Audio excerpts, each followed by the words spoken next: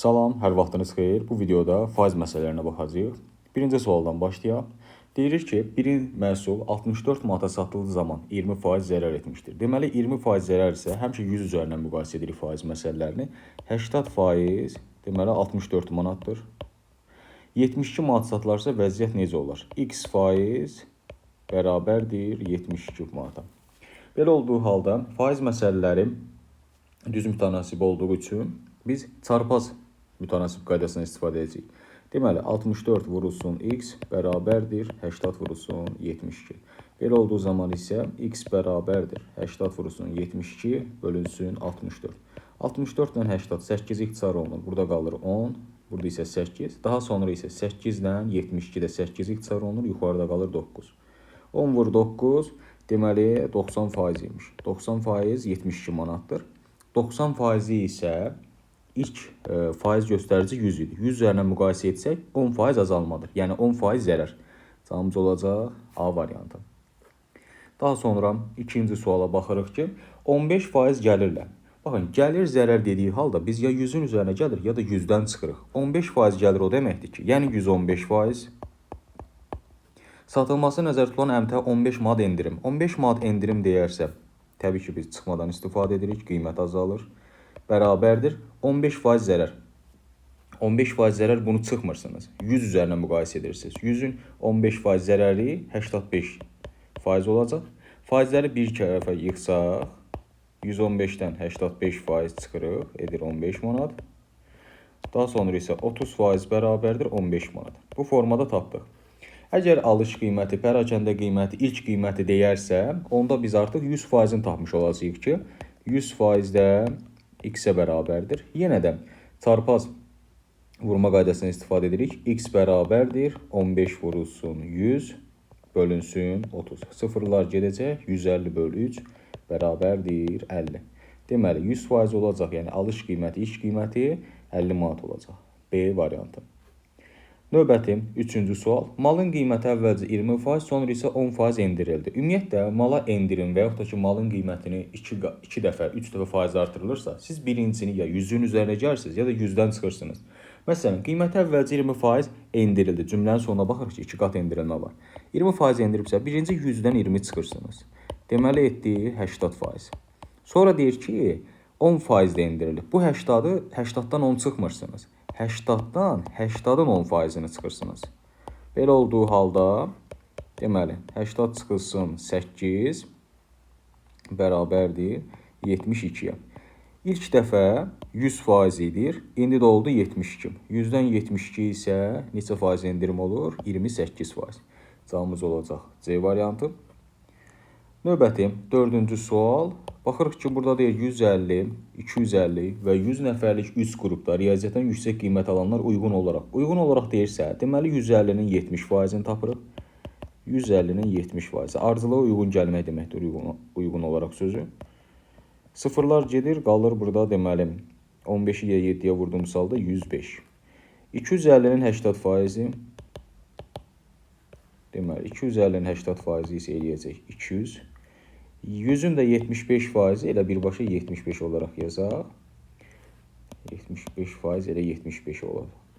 200, 75 və 105. Daha sonra deyir ki, 3 qrupun cəmi neçə faizi riyaziyyatdan yüksək qiymət alır. Ümumi baxırıq ki, neçə nəfər var burada? 150, 250, 100. 500 nəfər maksimaldır, yəni 100%-dir. Yerdə qalanları isə bu tapdıqlarımızı sonradan toplayaq. 105, 75, edir 180, üstünə də gəlir 200, edir 380. 380 da x%. İndi bunu tapmaq üçün biz yenə də çarpaz bərabərlikdən istifadə edirik. 100 vurulsun 380 bölünsün 500. Sıfırlar gedəcək. 380-ı da 5-ə böldüyümüz zaman isə deməli eləyəcək 70, 70, 350, 75. Yox, 76%. Daha doğrusu, bəli, 76% Y variantı. Növbəti 5-ci sual məhlul məsələsidir. Deyir 80%-li 60 milli. Belə bir qablar qaydası ilə gedək. 80%-li 60 milli. Daha sonra spirt məhlulu neçə milli? 60%li spirt məhlulu. Deməli bizdə çəki verilməyib. Əlavə etmək deyirsə toplama yazırıq. Çəki x olacaq, faizi isə 60-dır. Aha. Deyir bunu əlavə etdikdən sonra məhlul ümumilikdə 65%li alınsın. 65%li. Çəki də olacaq 60 plus x. Aha, bunu bir tapmaq üçün biz artıq hər qabın faizini çəkisinə vuracağıq. 80 vurulsun 60. Edəcək deməli 4800. 60'ı x'e vurduğumuz halda 60x bərabərdir. 65'i deməli 60'a vurduğumuz halda 65'i 6'ya vuranda 360 3900 plus 65x. X'ləri bir kənara yığanda eləyəcək 5x. 4800 də digər tərəfə keçdiyimiz halda mənfiləri nəzərə almasaq edəcək 900. 900'ü də 5'ə böldüyümüz halda 18 180. Cavabımız olacaq C variantı. Bu formada. 6-cı sual. Mağazada köynək 70 manata, şalvar 90 manata. Deməli ilk qiymət 160 manatdır, ikisi birlikdə. 160 manat 100%dir. İndi qiymət dəyişəndən sonra baxaq görək neçə faiz olacaq. Köynəyin qiymətini 40% artırdı. Deməli 70'in üzərinə 70'i 40% artırıb deyə 70 vur 40 böl 100 gəlirik. Bunlar ixtisar olduğu halda 70'in üzərinə 28 gəlirik. Bu eləyəcək 98 manat. Bu köynəyin qiyməti. İkincisi də deyir ki, şalvarın da qiymətini 20% endirib. Yəni 90 manatı 20% endirəcək. 90 vur çıxılsın, 90 vur 20 böl 100. 90'dan da sıfırlar getdiyi halda 18 çıxır. Bu da 72. Baxırıq ki, indiki qiymətlər 98 ilə 72 eləyir. Bu da 180, deməli 170 edəcək. 170 isə deməli x% olacaq. Belə olduğu halda isə biz çarpaz vuracağıq. X bərabərdir 100 vurulsun 170 bölünsün 160. Baxırıq ki, burada sıfırlar gedəcək. Yerdə qalır 1700 bölünsün 16. Bunu da bu formada bölsək bir dəfə 16, daha sonra 10 içərisində bölünmür. Bir dənə 0 düşürük və 100. 100'ün içərisində də 10'dan 6 dəfə düşür, 96 edir.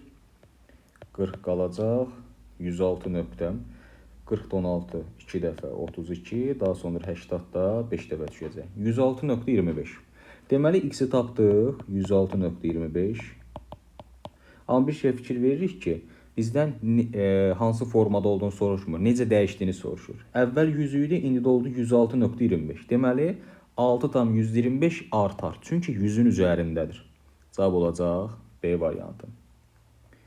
Növbəti faiz məsələsinə baxaq. Deməli deyir ki, cədvəldə A firmasının KLMN məhsullarının il ərzində istehsalı və onların ümumi sayı görə faiz nisbəti göstərilmişdir. N məhsulu ümumi məhsul istehsalının neçə faizini təşkil edir? Deməli, N məhsulu ümumi məhsulu neçə faizini təşkil edir? Baxaq. Əgər 70-20% isə 30'a x yazırıq. Birinci eli tapaq. Daha sonra 56'ını tapdıqdan sonra isə 100'dən çıxıb faizi tapa bilərik belə. Birinci bu forma ilə tapsaq, əgər 70-20%dirsə 30% isə x olacaq. Belə olduğu halda x bərabərdir 70 vurulsun 30. Deməli 70 vurulsun 30 bölünsün 20. Sıfırlar getdiyi halda 70'i 3'ə vuranda 210 bölünsün 2. Bu da eləyəcək 105. Deməli bu hissə 105 imiş. Düzdür, bunu tapmasaq da olar. Buna ehtiyac yoxdur. Biz birbaşa t-ni tapıb daha sonra isə eli tapa bilərdik. Bunu tapmağa heç ehtiyac yoxdur. Elin məhsulu verilməyib deyə. Yəni x bizi çaşdıra bilər, amma o heç tapmağa ehtiyac deyil. Məsələn, t-ni tapa bilərik ki, buradan. T-ni necə tapa bilərik? Əgər bayaqki qayda ilə getsək, 70-20%dirsə 56 da x olsun. Buranı tapaq. 56 isə x olsun.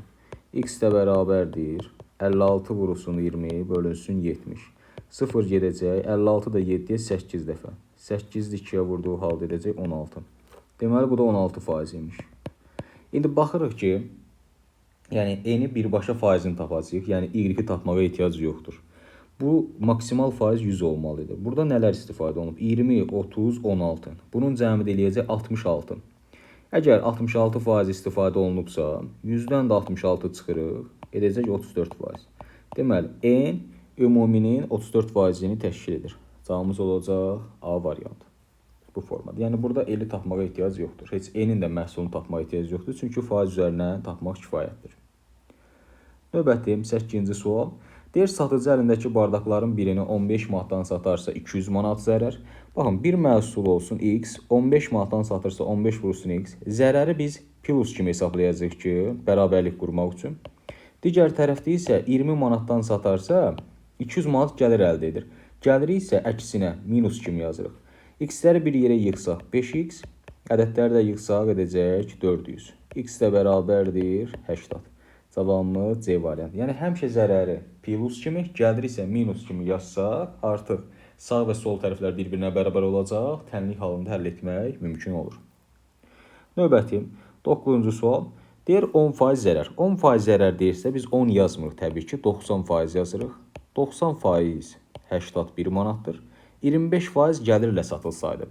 25% 90 üzərinə gəlmirik. Artıq bu yeni şərtdir. 125% x olacaq.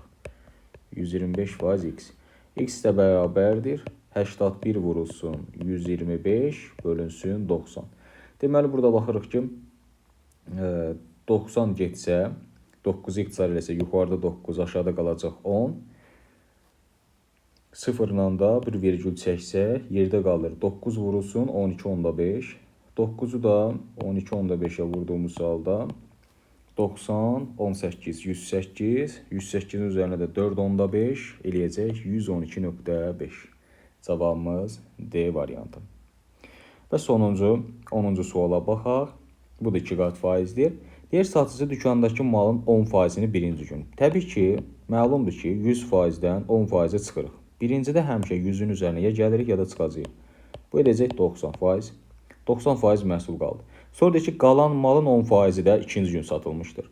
Deməli, biz 90-dan 10 çıxmırıq. 90-dan 90-ın 10%-ni çıxırıq.